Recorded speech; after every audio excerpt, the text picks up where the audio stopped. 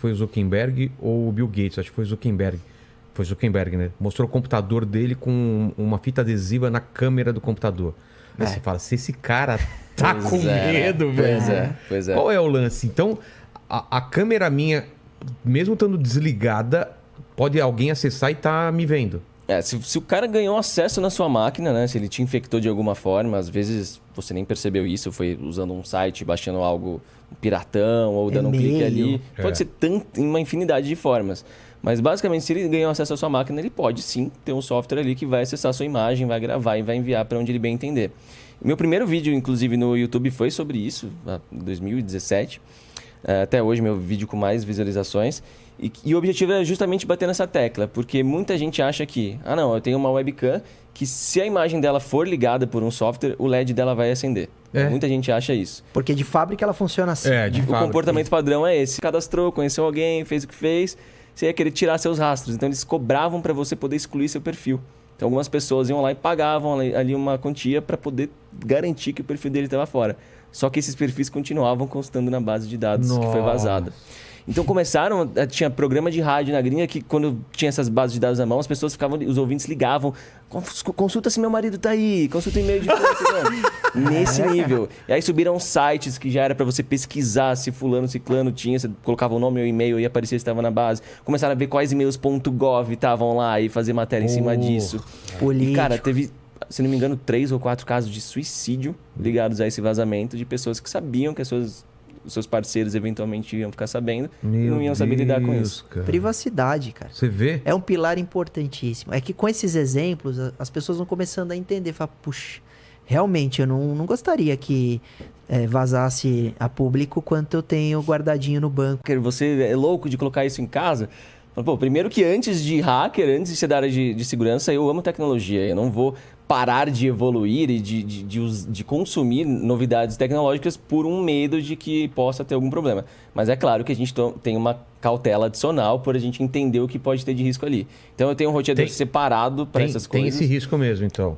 Quanto mais conectado, mais risco. A gente sempre fala que a gente chama de superfície de ataque, né? Então, quanto mais conectado... por exemplo, eu falo que é mais fácil invadir uma empresa do que um usuário convencional. Por quê?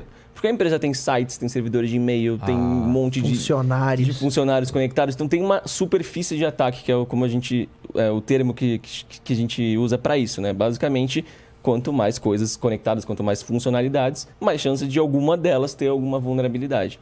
Então, sim, quando você coloca esses dispositivos smarts, você está aumentando a sua superfície de ataque, você está aumentando a chance de algum deles ter algum erro ali.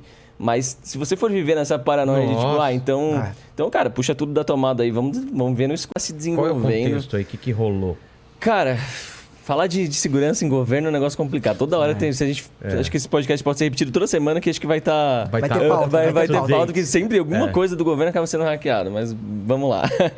Na sexta-feira, se não me falha a memória, acho que foi na sexta site o site do saúde.gov.br, né, Ministério da Saúde, estava desfigurado, então tinha uma mensagem ali do atacante, como a mensagem do site, dizendo que tinha acessado a rede dos caras, que tinha baixado 50 teras de dados dos caras e excluído. Dos caras, vale dizer, também da população. Exato, dos sistemas do Ministério da Saúde. Pelo menos era o que a gente tinha de percepção inicial. E apresentou isso como um ransomware, que é esse vírus que a gente estava falando no início, que na verdade, não vou nem dizer que é um vírus, mas a atividade de você sequestrar dados. Eu entro na sua rede... o vírus é o WannaCry, né? Um deles, mas o ransomware é uma categoria que a gente usa... causou confusão nesse caso, porque a gente está mais acostumado a ler notícia ransomware e associar a um vírus que entra no seu computador, criptografa tudo e fala: você quer restaurar suas operações, suas atividades, seus arquivos? Me paga tanto. E aí eu te dou a chave. Só que nesse caso, logo de cara a Polícia Federal falou que não tinha essa infecção por vírus e tudo mais. Mas o que não deixa de poder existir a atividade similar à do ransomware, do vírus, que é o cara entrou na rede, baixou os dados, excluiu os dados e cobra. Quer de volta? Eu faço upload, mas me paga. Então, pelo visto, foi o que aconteceu por lá.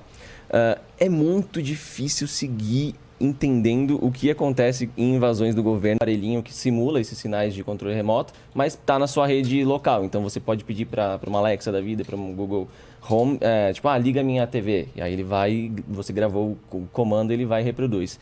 Aí vai dali pra frente. Então tem tipo sensor de temperatura, tem sensor de presença, tem alarmes, tem interruptores. Então às vezes você não tem uma lâmpada que é smart por si só, mas você troca o interruptor, a caixinha da parede, por uma Wi-Fi.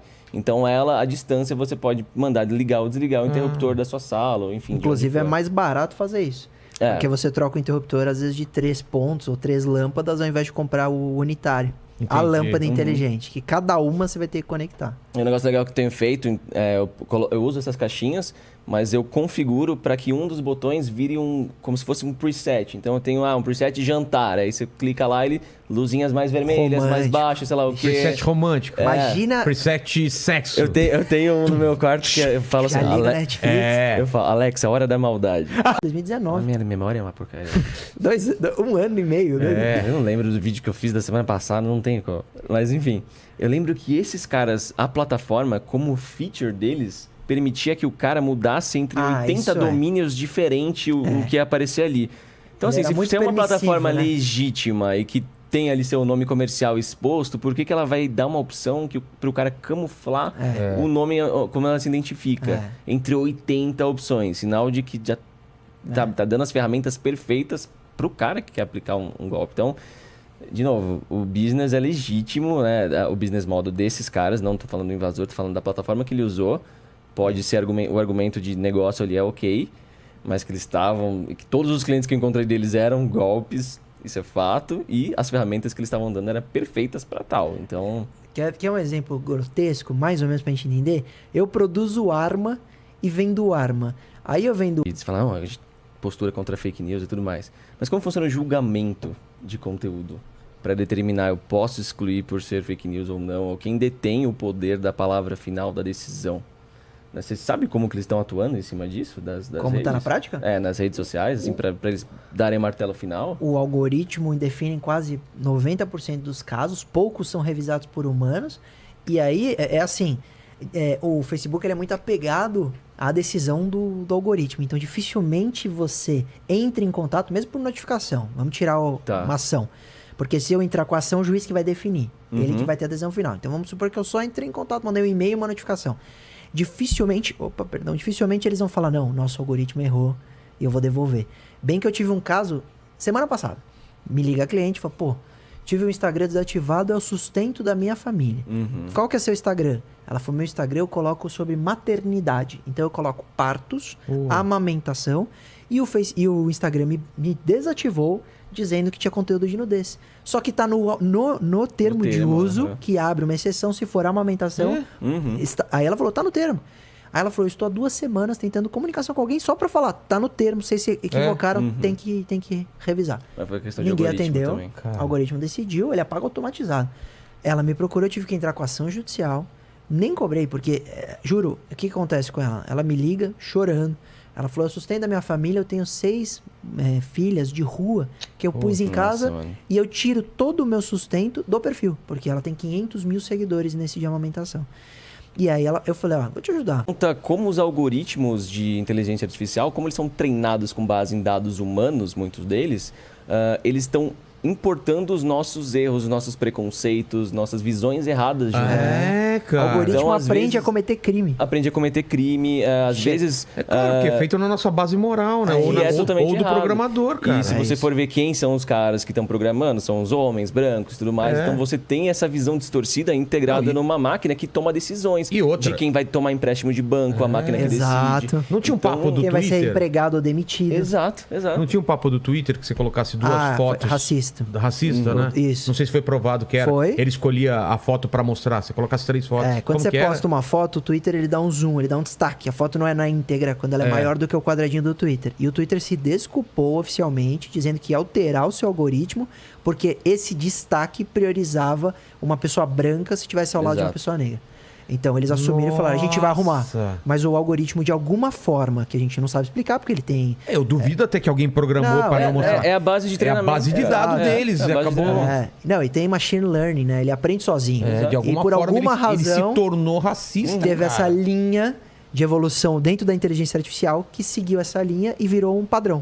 E aí eles tiveram que arrumar. O problema é que você retroagir a inteligência do algoritmo é ruim. A vulnerabilidade que vai ser aproveitada por um criminoso de má fé e não um hacker, como a atividade do Pato, e vai ter um problemão. Vai ter um problema com vazamento de dados, com a indisponibilidade do sistema e etc.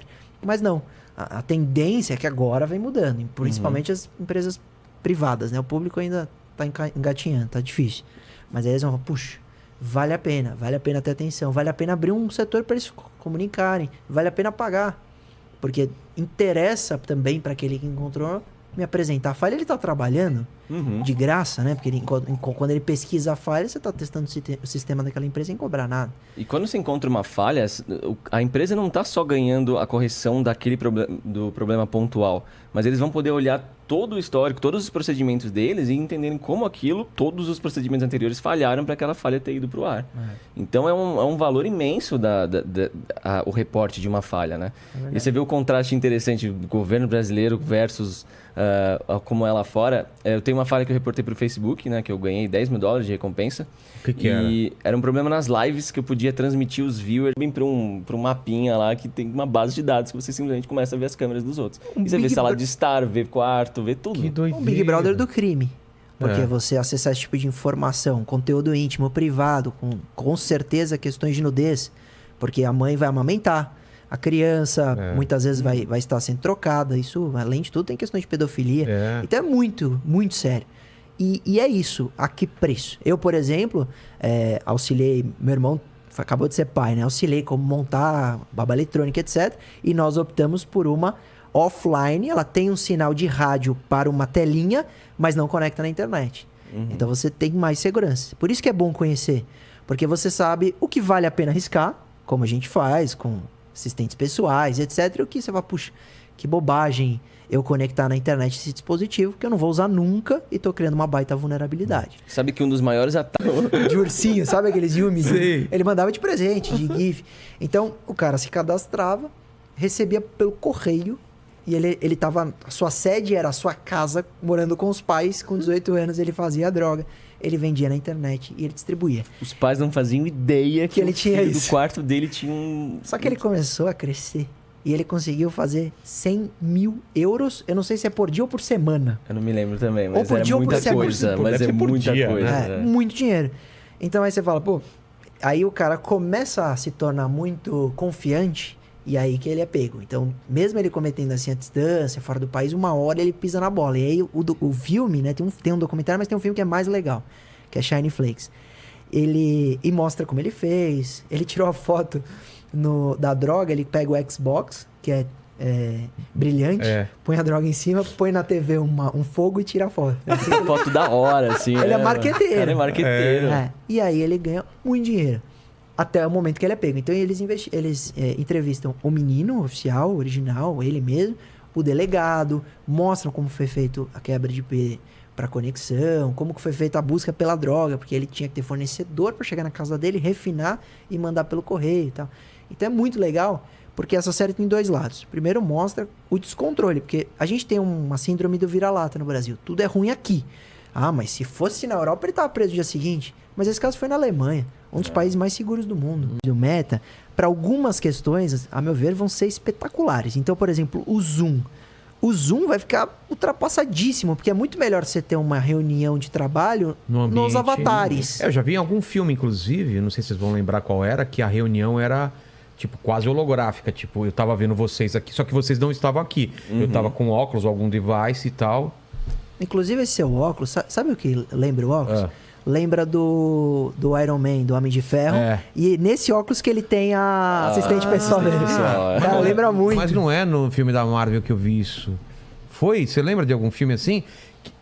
Que o cara tava com óculos aqui. Bom, aí tava uma reunião aqui, certo? Então, eu tô com óculos e tô olhando. Também. Eu olho pra você, olho pra você. E vocês a mesma coisa. Estão com óculos. Aqui, ele entende isso. Ele constrói tudo isso daqui virtual. Eu posso levantar, andar, olhar pra vocês e tô andando pelo ambiente. E vocês a mesma coisa. É legal. Isso é muito legal. É muito louco. Porque agora, você vai ter a mesma sensação. Mista, né? Agora, você a gente vai jogar bola assim? Então aí é o problema. E também a gente vai virar um bando de sedentários. Porque se a gente não sai de casa pra nada e anda numa esteira... A gente já tá virando, né? Já tá virando. Mas é por isso que é pendular. Cara, a gente não sai mais pra buscar comida.